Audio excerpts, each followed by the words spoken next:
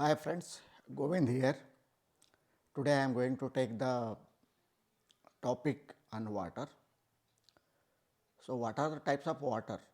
Basically, for the industry purpose, there is a raw water, soft water, then DM water, RO water, distilled water, water for injection. These are the basic category for industrial use, and another one most useful one is potable water for our drinking purpose. So, how do we convert the good water for the process or maybe drinking?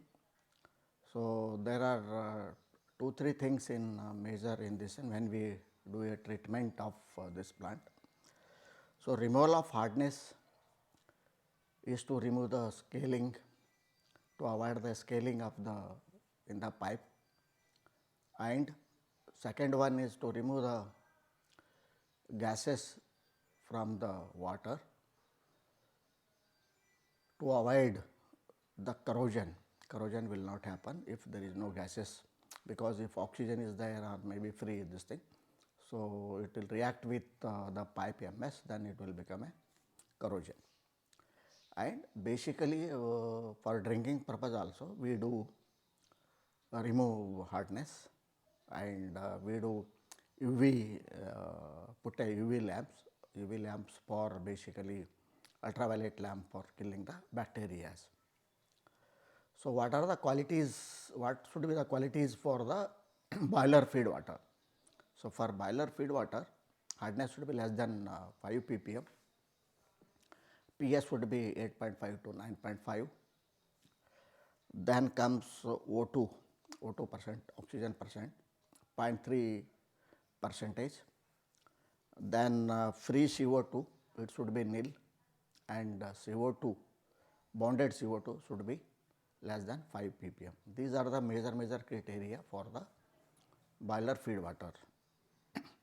So, then it comes basically the type of water. So, depends upon our what is our requirement in the plant, basically whether we need it for a process or whether we need it for a production purpose also. In process industry we need direct use of water is there. So, before that we need to treat.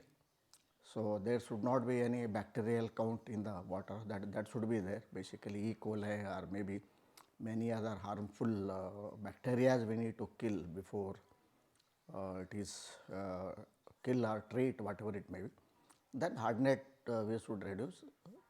Then there is no gases, there should not be any gases in the, these three things are very important factor while we treat the plant. Then again softener, as you told you the types of water. Soft water is just you have to put a softening plant, need to charge by NaCl. So, basic things. When you are requiring only for process, maybe cooling towers, you can give it to the soft water from there. And again it depends upon your production, what quality of water you require, and it depends upon the area, whether it is a seashore area or whether it is a industrial area. So, based on that also our quality of water is varies. So, we need to do the treatment. We need to give a sampling of the water before doing any treatment to the water treatment guys, basically Thermax, maybe ion exchange. There are Toshi ion, there are many people are there, they will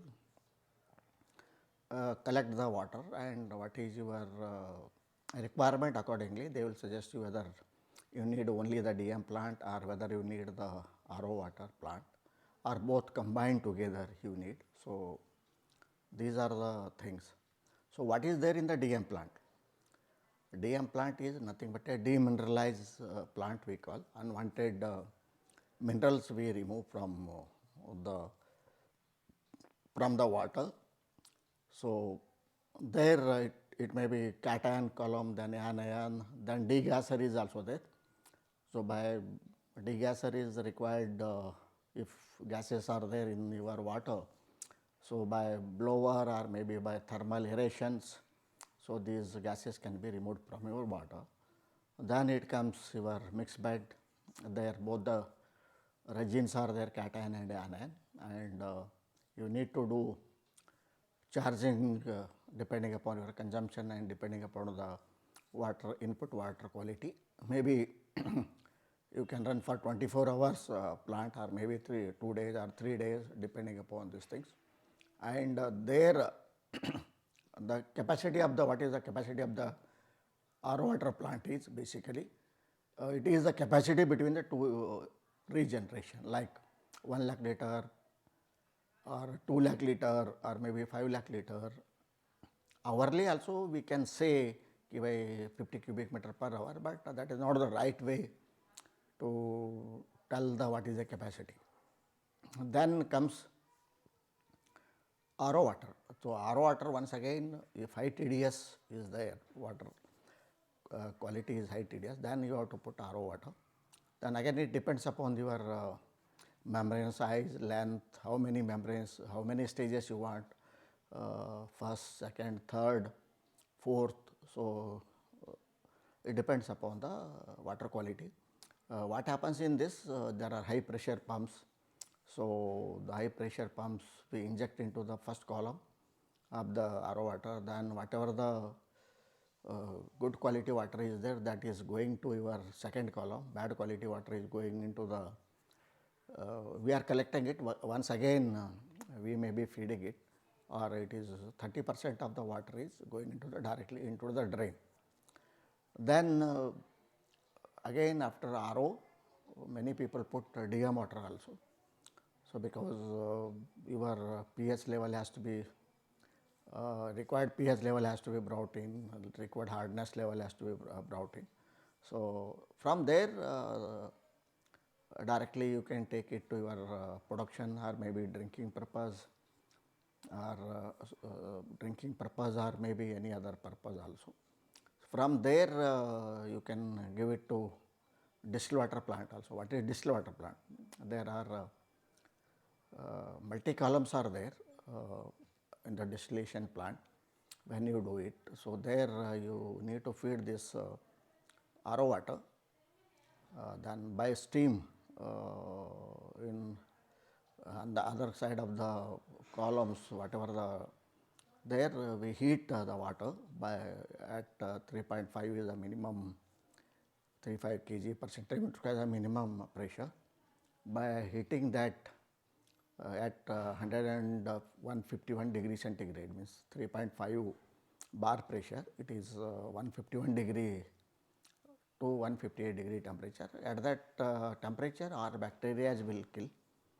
So, after that, so second column, third column, then you can collect this water, or this water can be used for your battery recharging, and maybe your water for injection, or your batch pharma industry they use distilled water basically.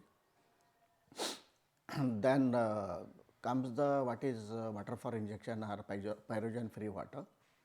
So, whatever the distilled water we have collected, we should not keep it stagnant for prescribed time maybe. So, for that, for which we have to have a internal circulation. So, that there should not be any developed bacteria. So, for which you can put a thermograph, or you can put any other digital display over there at what time you have started collecting, and since morning 7 to 24 hours circle, you can say that this was the temperature so and so. If it is less than 100 degree or something, we need to reject that water, we need to drain completely, because at that maybe not exactly the 100, maybe whatever our process says, maybe 80 degree, and the bacteria's growth will be counted. So if any bacteria is found, then this water has to be rejected. This water has to be given to then further for your this is called pyrogen free water also for manufacturing of saline or manufacturing of pharma any other products. This is how the distilled water is used in a pharmaceutical company. But whereas in many industries like paper industries or maybe confectionaries or maybe there up to RO plant only, DM plus RO plant will only do it for the actual consumption of the process. Then comes potable water, drinking waters. So normally we call everybody calls a mineral water like but mineral water, it is not a mineral water, it is packed water. So if you see the packing also, it is called packaged drinking water. So mineral, it is a demineralized, whatever the minerals there in the water, that has been removed. Sometimes it is very harmful if you take water, RO water continuously for the years at low TDS and this thing, it is not good for health. So at least it should be, your TDS should be at 70 ppm. So people use 30, below 30, below 15 also. Please don't keep your setting. It need to be adjusted in the RO plant. So for drinking purpose, you have to check what our WHO says or maybe what our Indian standard government says. Maybe I think it is 50 to 70 or 75 or 80. At that TDS ppm level only you can, which is good for the human. And there are very few companies, I think maybe Catch, maybe Evan or maybe Kinley, these people only make the mineral waters. So they remove unwanted minerals from the water and add the whichever the minerals we require, maybe iron, maybe calcium or maybe any other required for good for human body, those minerals are injected into your water at percentage level. Maybe if you are packing 1 liter, there may be 0.5, 0.3% or maybe 2-3% of the mineral, different minerals you can inject into the water. Those waters are very, very good for the human beings. And in existing RO systems, whenever we have got RO system in our house also, there also you can suggest the operator or maybe whom you are getting the service, check it, please check the water quality and which is good for the, check the standard what Indian standard or WHO says, keep it TDS at that level only, number one.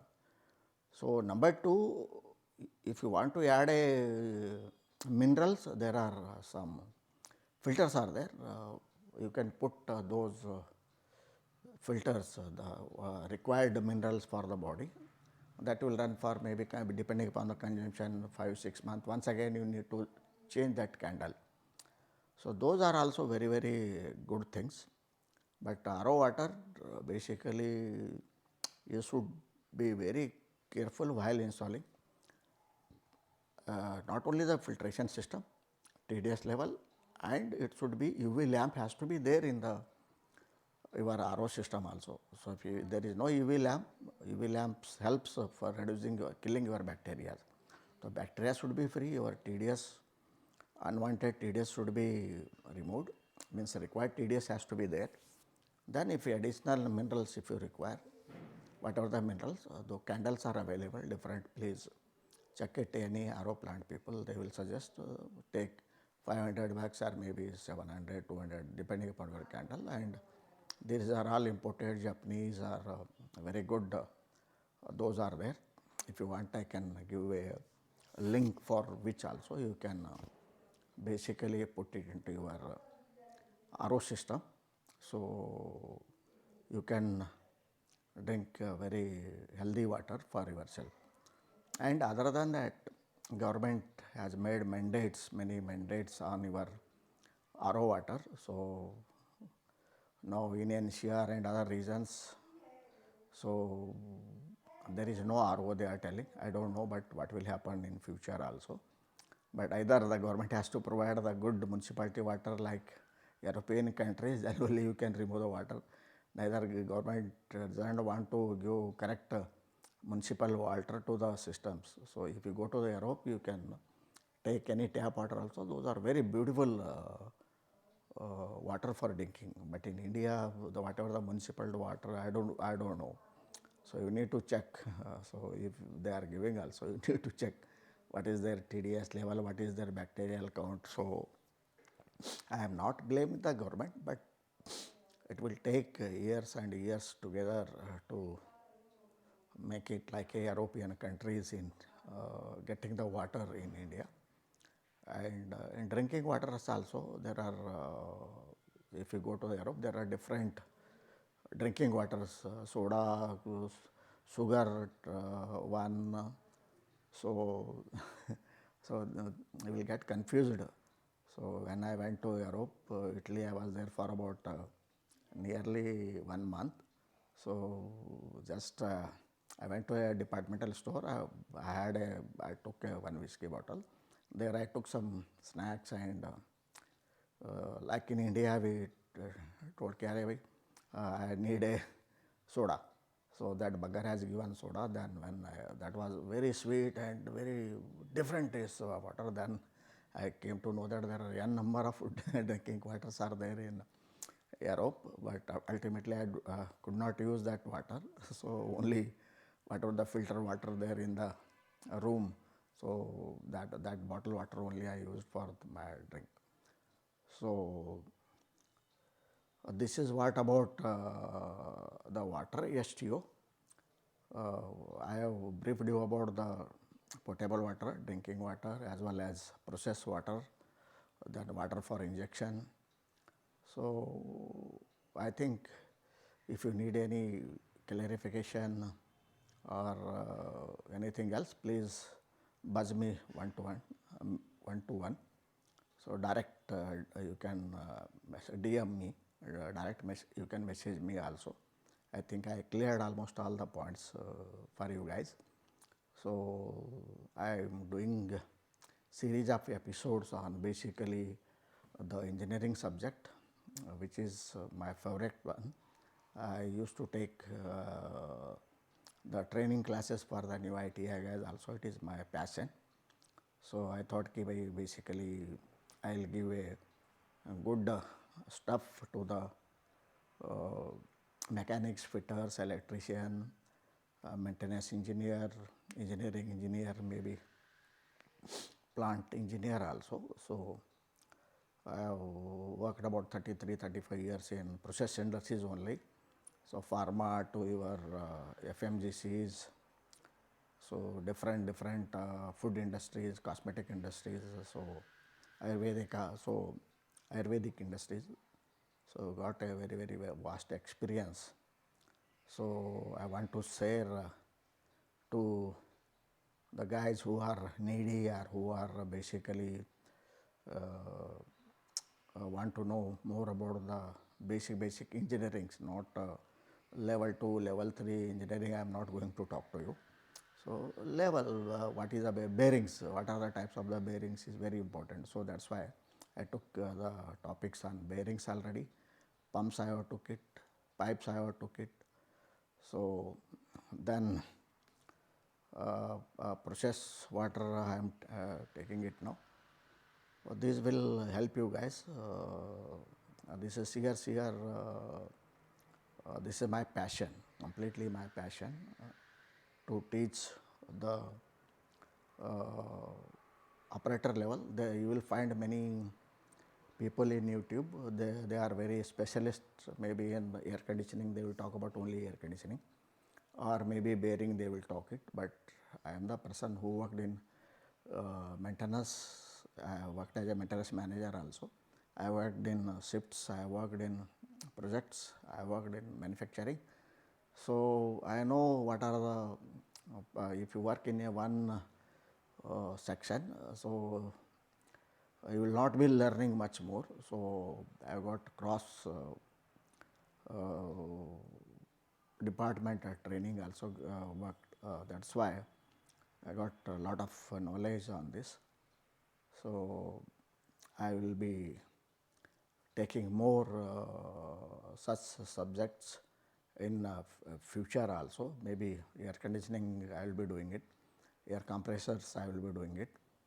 So anything it comes. So basically maybe TPM I will be talking, maybe how to I will be talking on energy, what are the energy conservations you need to do. So I will be talking on energy savings, energy, so all the things. Thank you guys, thank you so much for giving me this opportunity to talk to you, and please subscribe my channel and hit the bell icon so that I will be get motivated. Thank you so much, thank you.